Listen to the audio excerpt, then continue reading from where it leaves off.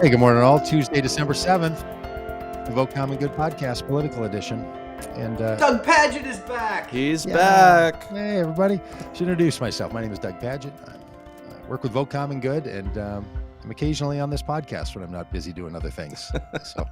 So nice to be back. Rob, Dan, thanks for holding down the fort in such honorable fashion over all these months. Nice job.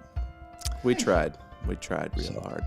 So I'm in Minneapolis, where it's snowing outside, and it was frigid yesterday. Frigid, like 5 degrees, wind chill, just an icy mess. And then today, snowing. Winter has come in December in Minneapolis. Dan Dietrich in South Bend, Indiana, and Robb Ryerse hidden away somewhere outside of Fayetteville, Arkansas.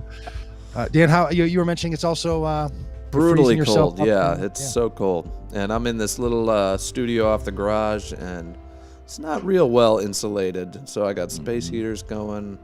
I was wearing my winter coat in here a minute ago. Your carbon footprint is through the roof today. You're just burning coal. Yep. Sitting in there. Hey, Rob. Yeah. Well, I'm struggling with technology this morning and frustrated with that, as you both know. But had to go to Plan C, Plan it was A and B it was 75 degrees on Sunday. And 20 degrees this morning walking Whimsy to school. So that's life in Arkansas. So it's a little cold, but we're doing well. Hey, it's Ride Week here on the Vote Common Good podcast, where every day we're going to reflect on what we learned and experienced through the cross-country ride when we rode from Southern California to Northern Florida across the southern border of the U.S. and Mexico and along the coast. So we're going to talk about that and the political implications of that, but other political things going on. And Rob, you saying that you have some technology frustrations. You know what I have a little frustration with right now? Joe Biden? COVID responses. If we need to blame that on the administration, I'm willing to, because there's all this attention about, look, the Omicron virus, our variant is out. Delta is still raging, 100,000 cases a day. This weekend, I had a real bad head cold after traveling. Thought it's the wise thing to go get a COVID test. You know, in the Minneapolis area, the 16th largest metropolitan area in the United States of America, you basically can't get a COVID test on the weekends. They all close. CVS, Target, Cub Foods, our grocery store line, Walgreens. Yeah, we're not open on weekends. So I'm hunting around. You know where I finally had to go? I had to go to the airport and pay $100. Oh my gosh. To get a COVID test, along with the people who have to pay $100 to travel to get their COVID test. Had to go to the airport.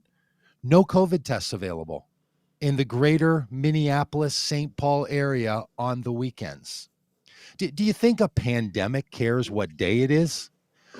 Do you think that people who might say to themselves, "Oh, I could have COVID. Maybe I should get a test. Maybe a day I would do that," is the day that's not part of the typical work week? The COVID testing places are open 9 to 4 Monday through Friday. The idea that we're taking this seriously in this state, in this country, and Minnesota is one of 4 states that's on a rise. It's named in all of the peak states. Like I'm living in this epicenter of a surge. Can't get a COVID test on the weekends. Yeah. Then this morning, I spent an hour trying to set up my booster, my Pfizer booster. No appointments available. Finally find one on December 22nd.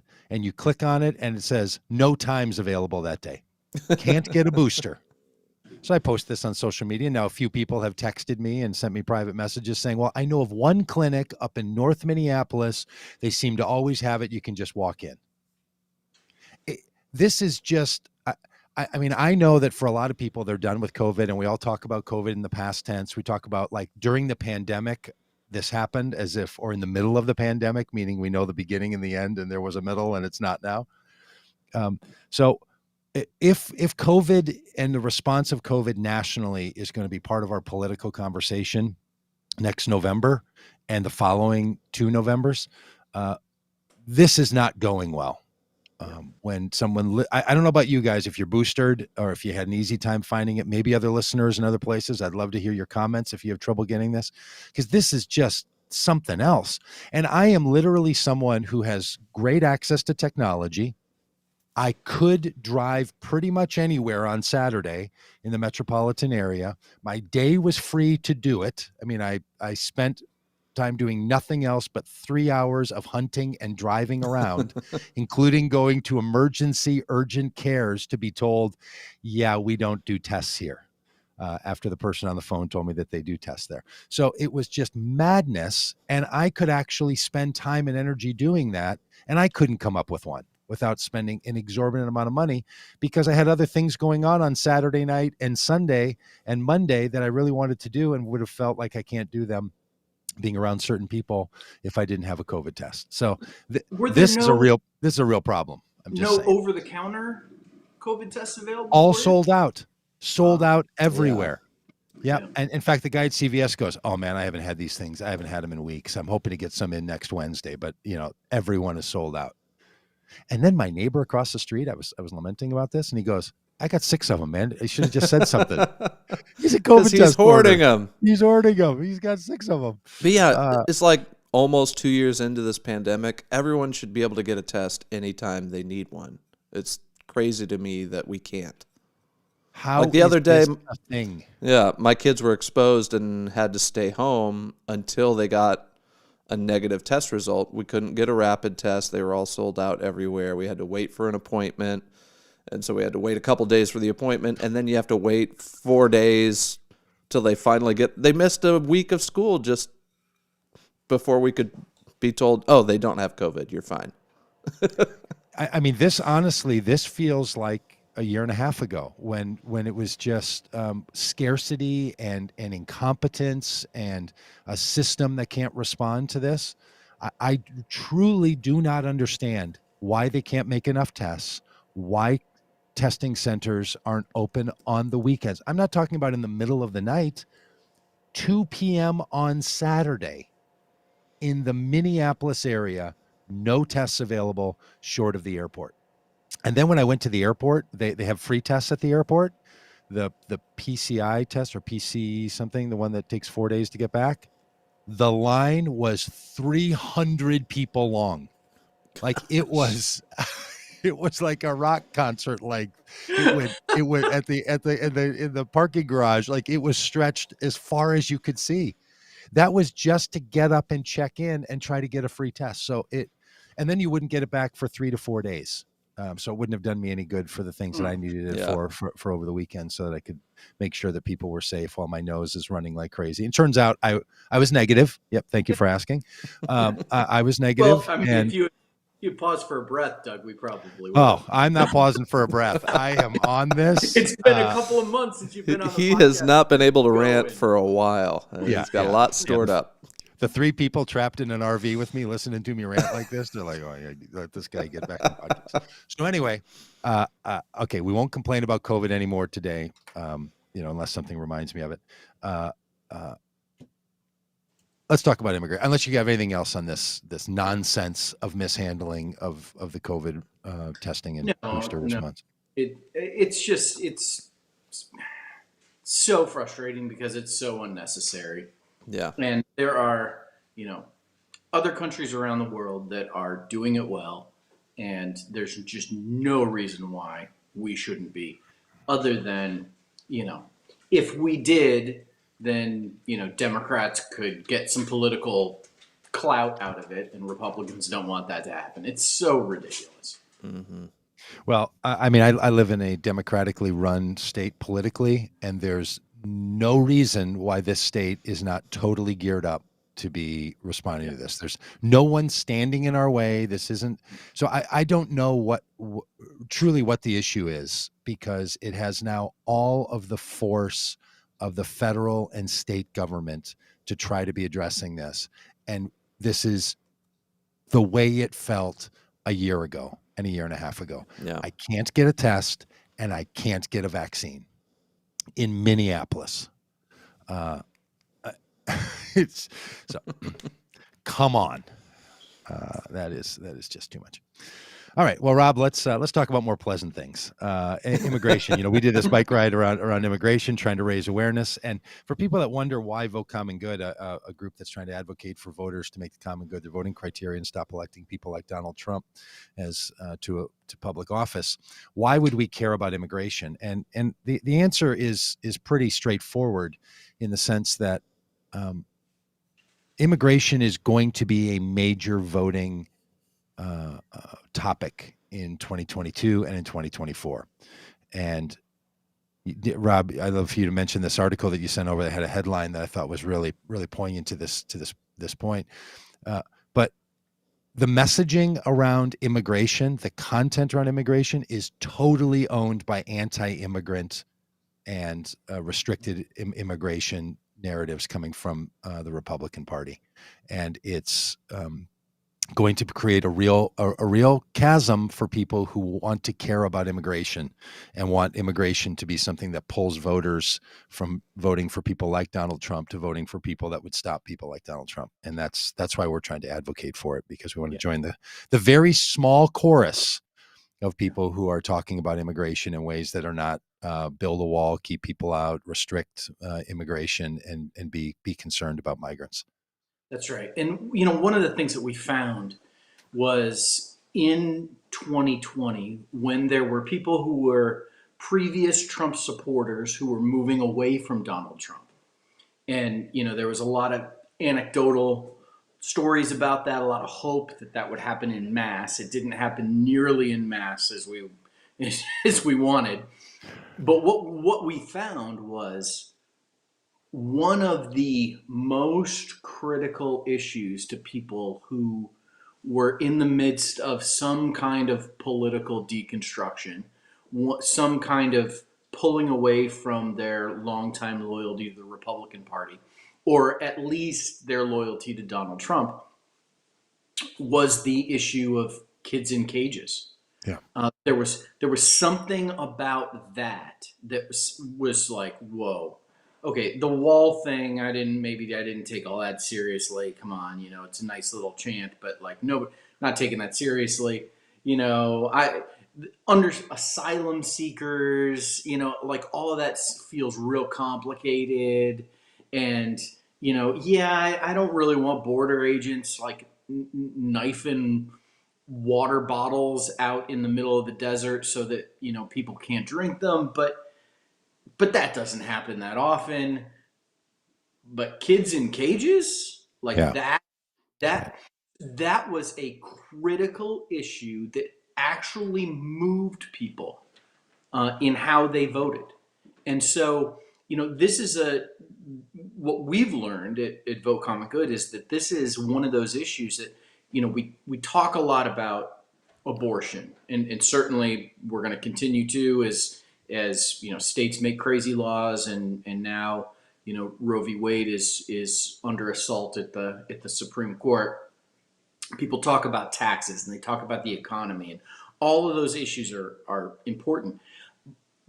But immigration was an issue that actually moved voters in 2016 towards Donald Trump, and with the Build the Wall folks, and then in 2020 away from Donald Trump, with people that thought kids in cages was too far. And and it's really fascinating now to see Democrats not capitalizing on that in terms of national messaging, that this is an issue that can actually sway people, that can move people. And in terms of both policy and messaging, both the policy, the governing of it, and the politics of it, the messaging of it, this is an issue that Democrats seem to be ignoring, and it could be a winning issue for them if they did the right thing and said the right thing about immigration. Yeah, I'm with you. And look, the reason it's a powerful issue for those who wonder is because it's one of the places where people want to vote for Democrats can speak about the morality of our policies. So often on the politically left, we talk about our rights. Nothing wrong with that. It's important. We talk about systemic systems and rights. On the political right, especially the fringy right, they tend to talk about things in terms of right and wrong and morality.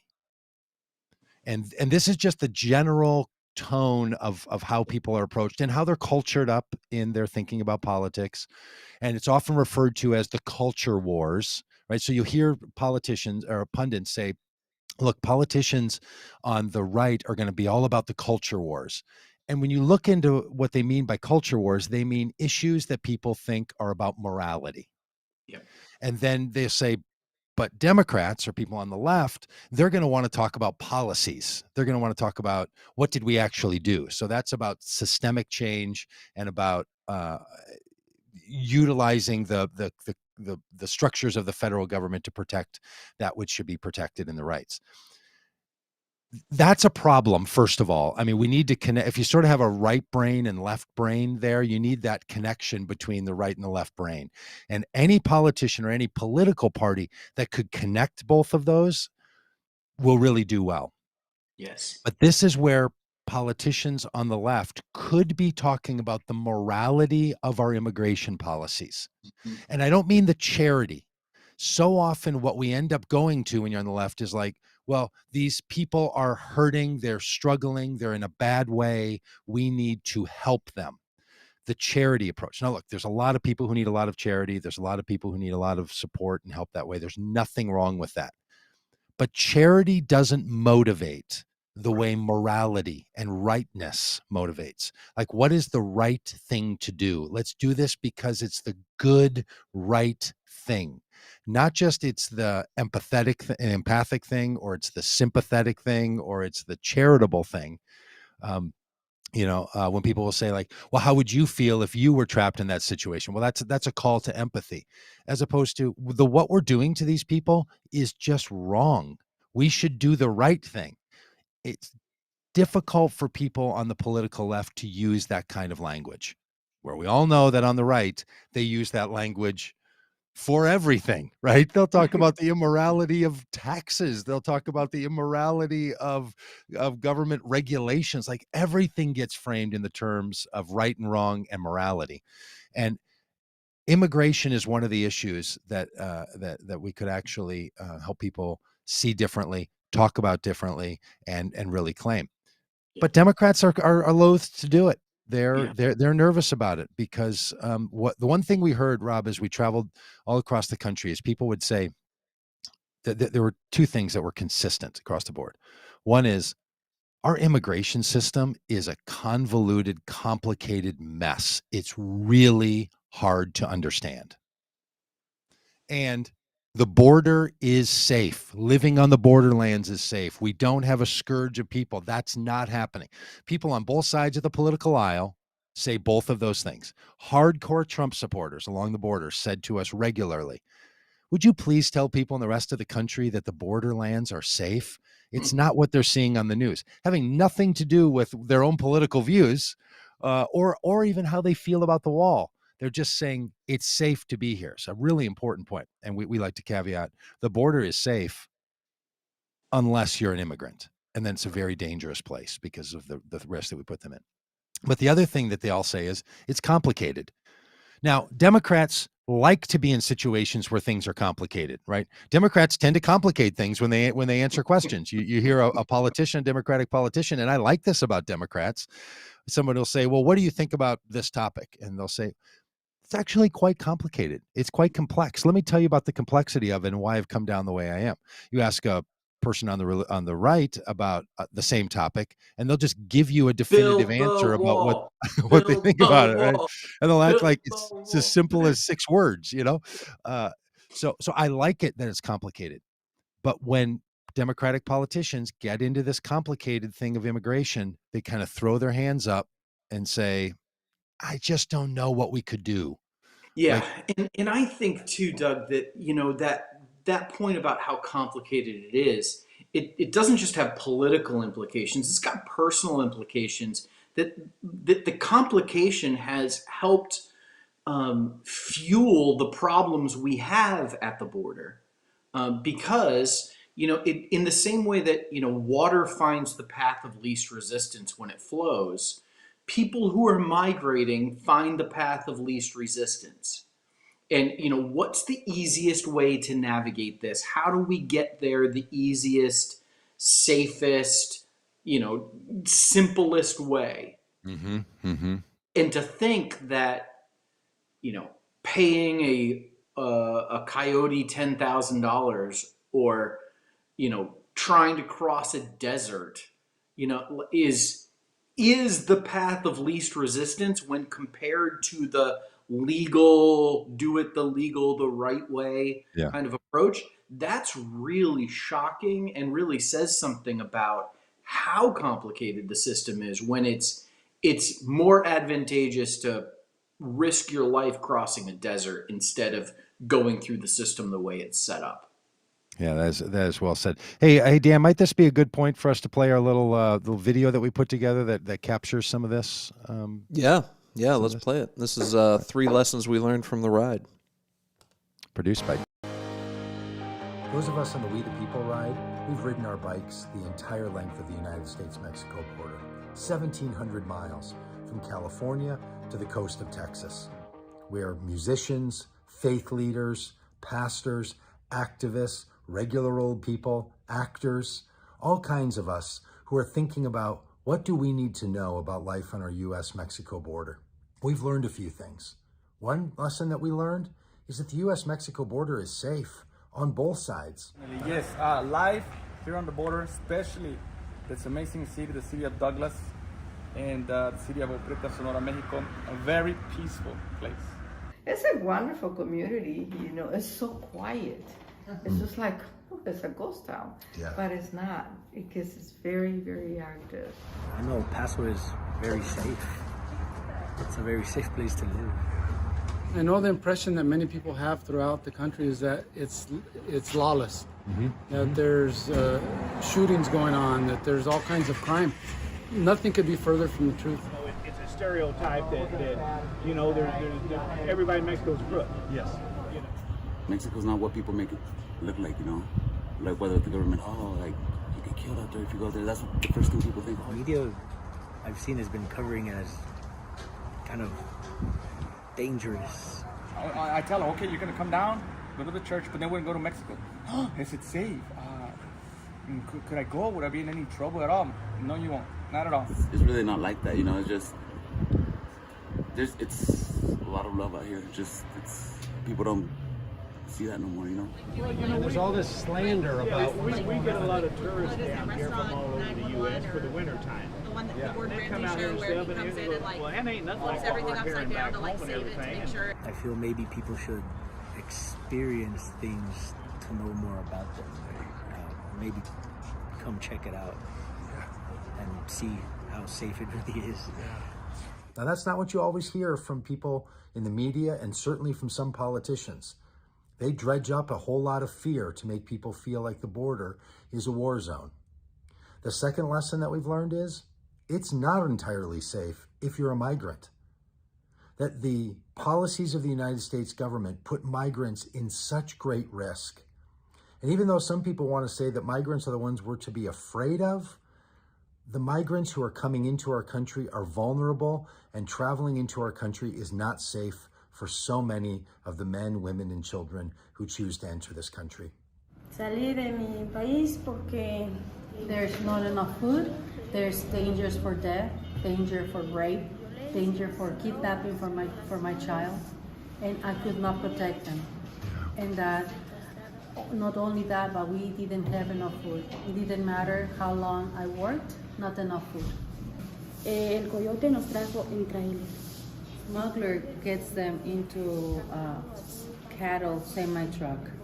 Around 200 to 300 people, pregnant women, children, all together. And they're allowed 1 bottle of water and 1 Pedialyte, but no food. Nosotros solo, ellos dicen pues para los coyotes dicen que cuando nos traen. No, they trick us. The smugglers trick us, and after they take our money, They put us on these cattle semi-trucks, and they don't feed us, and they don't allow us to shower, and it takes almost over 30 days to get here. Me quedo triste. Cuando me dejaba mi niña. ¿Mande? Cuando me dejó mi niña allá en Guatemala, estoy triste. Yo quiero luchar por mis niños. Yo no quiero perder mi vida, mis hijos. Por eso yo I don't want my children to lose their lives. I don't want my children to get raped. I don't want my children to get kidnapped. I don't want my children to get killed. And I rather risk my own life so I can save theirs. Es la mano de Dios sobre nosotros. Él nos cuidó. Él siempre ha estado con nosotros. Dios nunca nos ha dejado. It's the hand of God that has protected us. It's the hand of God that has protected our children because we should have been dead. Yo quiero porque ya no quiero regresar. Porque And I am praying that God will open the doors for us, for our children, because I cannot go back to Guatemala. And I want to have the opportunity to claim asylum. Esto que abra las puertas. The third lesson is that it's nonprofit groups that are meeting the needs of people along the border. Our federal policies come up far short of where they should be. And it's nonprofit, often faith-based groups that have to step in and fill the gap and care for people. Oh, I hope that you can just stay and watch the process. We will. Because this is it. what it's all about. Coming. Good morning. Am I turning this thing? Yes, you are. So in spring of 19, our county experienced a surge. And at that time, Border Patrol was at capacity and didn't know really where to leave those people. And so it was creating a problem within the community. Border Patrol then reached out to all the pastors in our area. Out of that, one pastor in particular said, I think we can do this better. And his name was Pastor Sean Young, and he is with City Church. What I saw underneath the bridge and the amount of people underneath the bridge, I mean, I never imagined seeing anything like that in Del Rio, you know, working with the immigrants for the last couple of years. That was an eye-opener. In this area, we've been seeing, if memory serves me right, 25 to 30,000 a month crossing the Del Rio sector. We haven't had a place to overnight.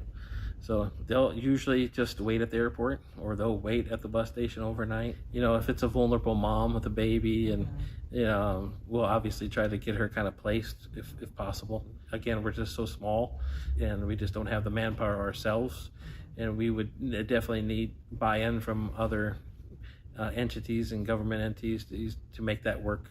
And again, I just want to emphasize, this is you and Tiffany and a group of volunteers doing all of this work on behalf of migrants and in coordination with other federal agencies to stand in the gap and make all that work. It goes back to the fact that we are faith-based, and helping others is a big part of what we do. And so when you're coming from that vantage point, it's really not that political. It's just what needs to be done. We're very glad for the work of the Valverde Humanitarian Coalition. It's crucial work, but it's work that should be carried on in partnership with the federal government and paid for by the federal government. It doesn't make sense that small nonprofit groups like this have to carry all of this burden to care for people. It just rubs us the wrong way, and we think that there's a better way for us to move forward in our public policy and in how we spend our money along the U.S.-Mexico border.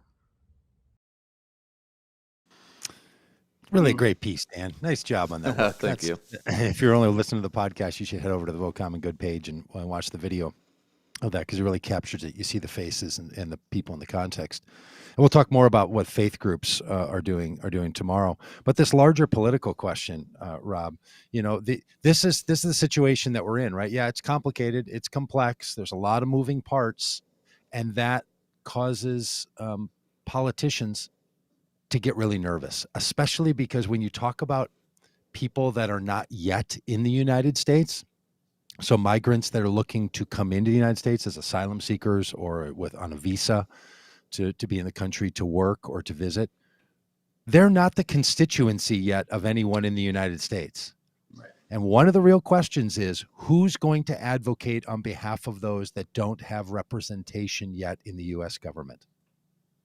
Because migrants who are not yet in the country don't have representatives. That was part of the diabolical genius of the Remain in Mexico program, was it put those people outside of the United States so that they're not in the United States and therefore couldn't be claimed by any of the representatives as if they're representing those people. That, I think it's a criminal law that we have. It's got to be changed. I don't totally understand the legality of why the Biden administration stopped the Remain in Mexico and then was forced to put it back into place by a judge's order. That's all complicated in a way that I can't seem to comprehend or understand. But even as of today, the Remain in Mexico process is back in place all along the U.S. border, meaning they can tell asylum seekers that they have to stay in Mexico. So I think one of the things that I've learned through the work with Vote Common Good that I don't think I had vocabulary for an understanding of the nuance of previously, and that is, there's kind of this mindset that there are immigrants that are coming here to work, to take our jobs, blah, blah, blah, that kind of stuff. And that's what immigration is. And, the Remain in Mexico policy sounds like, well, yeah, we don't want them to come here. We would want them to remain in Mexico. But there is, in fact, a distinction between people who are migrating for work purposes or or whatever that might be, and those who are asylum seekers, right? And there is a large percentage of folks that are coming to the United States seeking asylum, and because of violence, because of political persecution, for all sorts of different reasons, coming from Haiti, coming from Africa, coming from South America. And to when you are an asylum seeker, there is no, you don't send a letter, you don't send an email, you don't go to a website and fill out a form. The way you seek asylum is you get your feet on the ground in the country where you are seeking asylum, and you declare, I am seeking asylum here, and that triggers a process. But you have to get into the country first. That's why, you think about, the old Russian spy movies and that kind of thing. The spies had to, someone who was defecting had to figure out a way to get here. Defection is just asylum seeking. And you can't do that until you get here. So what the Remain in Mexico policy does, it actually takes people that are fleeing persecution, fleeing violent situations, fleeing all sorts of problems, and they are seeking asylum in the country that says, hey, we welcome people from all over the world.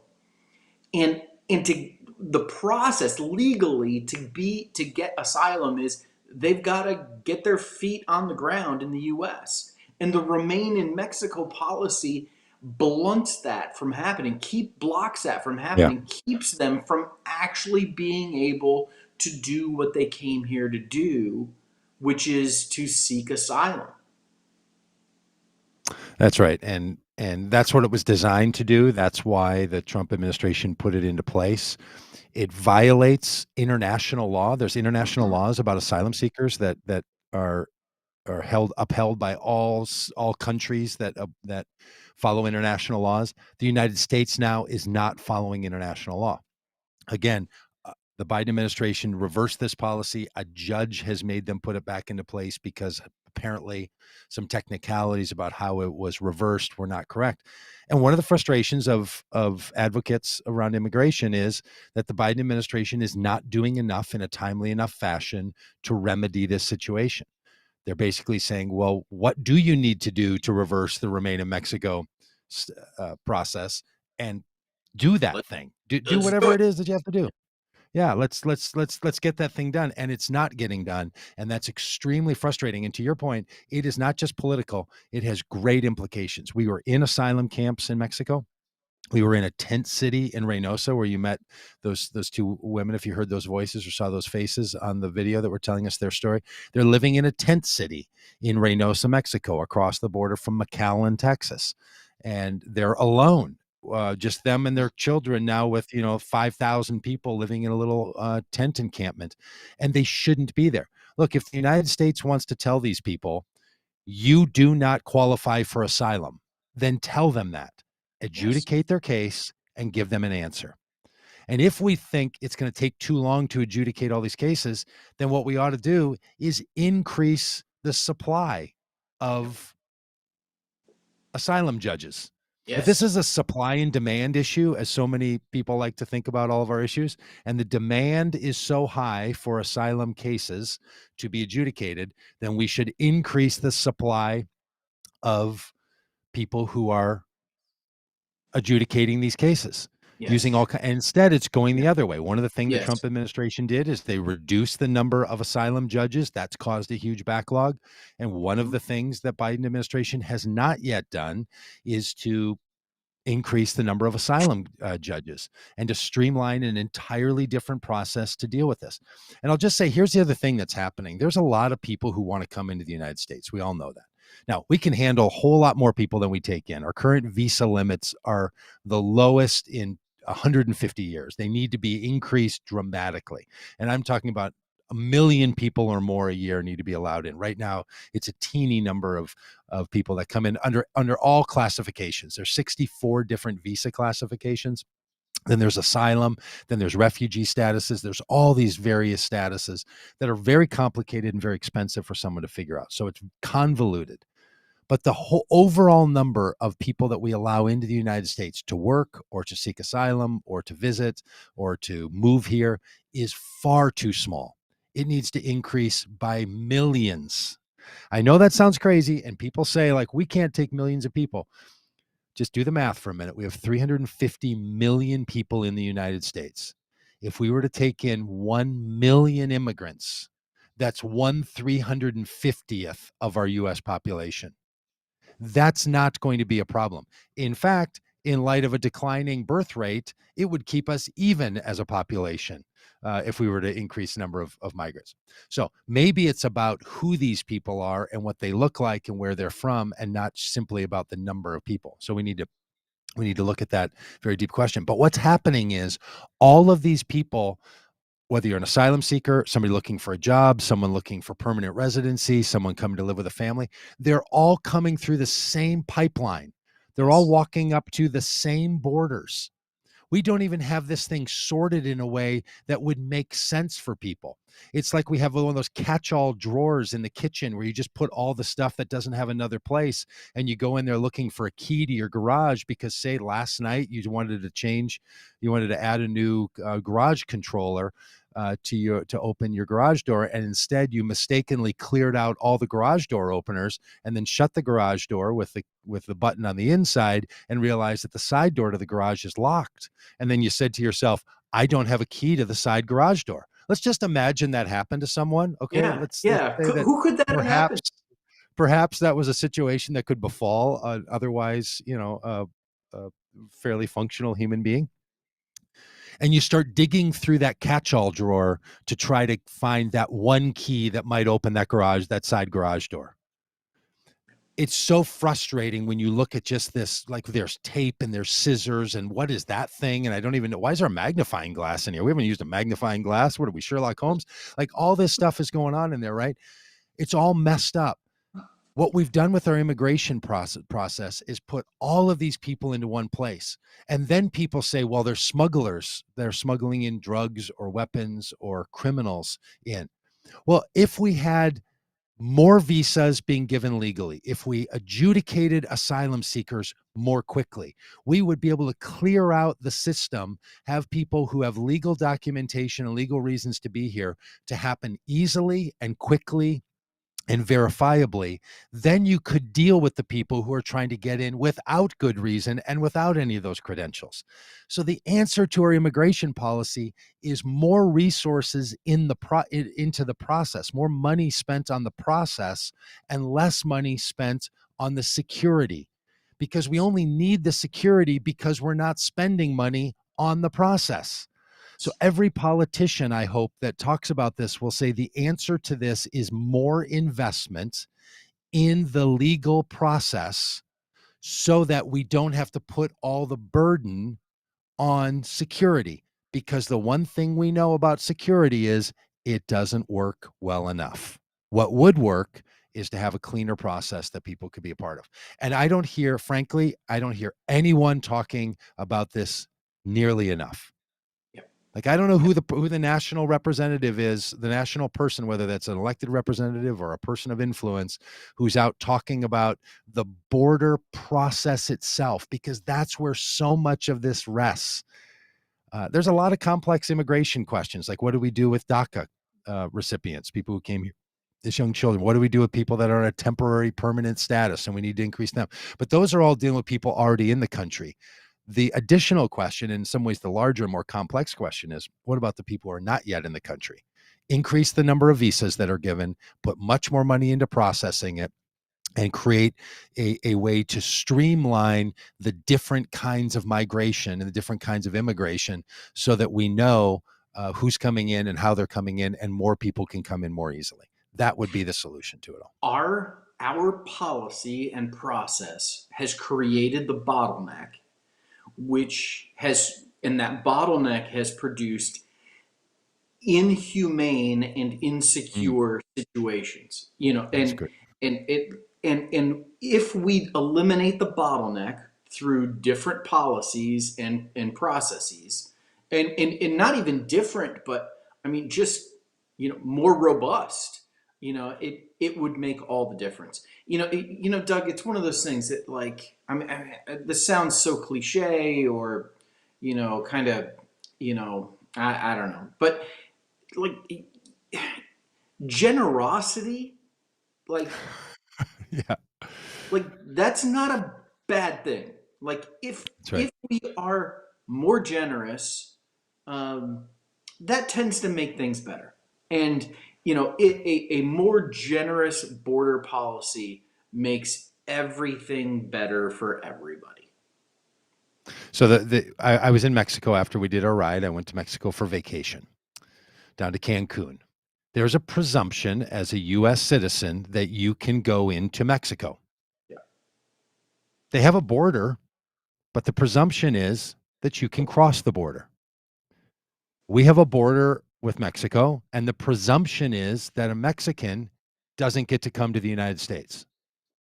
Just to boil it all down that straightforward, our country has a presumption of entering Mexico for our citizens. Citizens of Mexico or Guatemala or Honduras or El Salvador, or Nicaragua or Honduras do not have the presumption of entering the United States. So if we're going to have that as our standard, that we have a closed door border, they all have an open door border, we have to ask some questions about why that is, and there might be good answers for that. But if we're going to have a closed door border policy, what is the mechanism by which that door opens? And currently, that mechanism is broken. Yeah. If we were to fix the mechanism for opening that door, so we know who's coming in, how they're coming in, how they're being tracked, that's how we move forward. Now, people will say, and they've said this to me during this whole process we were on, well, how much money is all that going to cost? The border wall that has been built over the last 30 years, some of it reinforced by the Trump administration and heralded, but not much of it really built by the Trump administration. Just a lot of it increased, or border wall that existed torn down, the 10-foot and 17-foot wall torn down so that 30-foot wall could be installed. And the reason they went from 10 and 17 feet to 30 feet is because they determined that 30-foot fall is the fatal height. So if you fall from 30 feet, you're likely to die or not be able to walk. That's why they increased the height of the wall. Think about that for a minute. Punishment and death as a means of deterrence. But this wall that was built, whether it was replacement wall of 30 feet high, all across our southern border, costs $19 million a mile. $19 million for every mile. What if you built 100 miles? $190 million. No, $1.9 billion. I've lost track of the numbers. What if you built 500 miles? What if you built 1,000 miles? And then it costs money to upkeep over and over. And then you have to pay Border Patrol to patrol the wall because they know that the wall itself doesn't stop people, it slows them down. So what you're doing is slowing down immigration across the wall so that Border Patrol can engage. So now you have to employ a bunch of Border Patrol. If you took that same money for installation, upkeep, and human resources on the wall and spent that on the process for people to legally come in, to track people when they legally come in, to stay in touch with them when they come in, and those people that come in then pay taxes in the United States, that's an income generator that would not spend anywhere near as much of the money as is being spent on security. So it's not a question of can or should we afford it? It's a question of where will we spend the money on the border and the border process, on security or on the process of allowing people to legally enter the country, stay in the country for a determined amount of times and go home. Here's the other thing, Rob, that we learned that was shocking to me. The great majority of people that were coming into the country that we met, short of the asylum seekers who were needing to get out of their country, but the other migrants who were having to climb over the wall because there were no visas being offered for working in the United States, they didn't want to stay in the U.S. They didn't want to be permanent residents. Some of them are like, you know what I want to do? I want to come work for 5 or 6, 7 years, and then I can return home. Or I want to come back and be a seasonal worker. I want to move across this border like we used to, and like you do within the states in the United States, or with what we do in the states in Mexico or in Guatemala, that you move around because you're a worker. These are people that want to come here and contribute to the economy, not take from it. Yep. As humanity has done for its entire existence of like, well played. You move around and, follow the jobs. So, Doug, there was I think you alluded to this earlier. There was a really stunning headline yesterday that Donald Trump might have lost the presidency, but he won the immigration war. And there's a lot that's going on. There's I think we have I think we think the very best of the Biden administration and what their intentions are, and are frustrated that things haven't changed. But in terms of the framing of how are we going to pay for it, the whole understanding of what immigration is all about, this has all been framed and been the stage has been set by the Trump administration and their understanding of things, and frankly, Democrats haven't done nearly enough to fight back on this issue. Yeah. And so this is a kind of a doomsday, final, that this is one, it's completed, it's over. My hope is that's not the case, and that this can be, reframed, and that this whole issue can be reworked in a much more positive way. But man, if the legacy of Donald Trump is, actually that his view of immigration and his view of other people entering the country, all of that, if that sticks, in terms of what